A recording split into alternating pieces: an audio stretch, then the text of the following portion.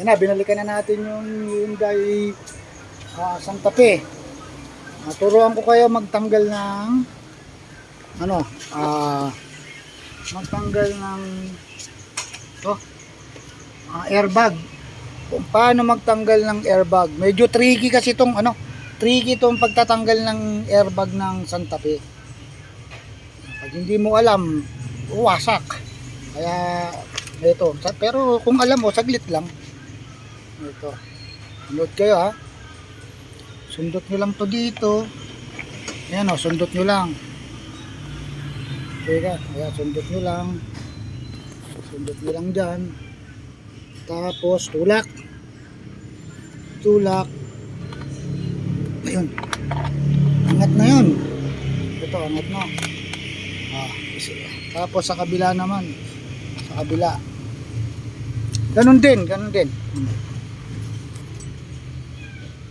Yan. Ito. Pasok mo to. Ayan, kasi walang nag-aawak ng cellphone ko eh. Tulak. Tulak. Aangat siya. Marinig nyo na may tutunog. Tak. Ayan. Ayan. Tapos angat.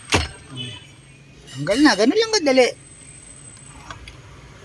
Ganun lang kadali. Tapos ayan yung ito. Yung wire. O, bunutin lang yung wire. Ito. Bunot. Ayan. Tapos ito.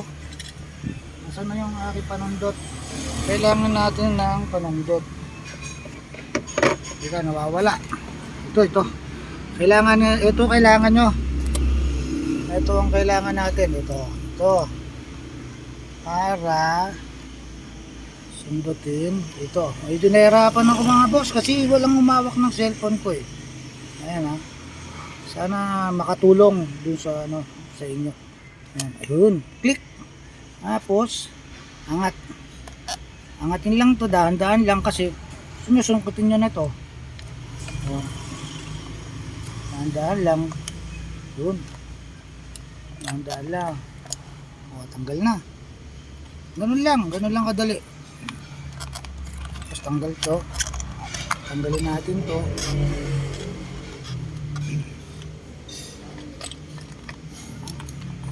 Ayan, lock. Hirapan ako kasi walang umawak ng phone ko eh. Kaya malikot. Pasensya na kayo ha. Mga boss, pasensya na po. Tanggalin nyo lang yung lock. May lock kasi to eh. Medyo ano lang kasi isang kamay lang ginagamit ko, kaliwa pa. Yun. Tanggal na siya. Ayan po, ayan, tingnan nyo. Tanggal na siya. Ayan, tanggal na. Ito na. Tanggal yung airbag.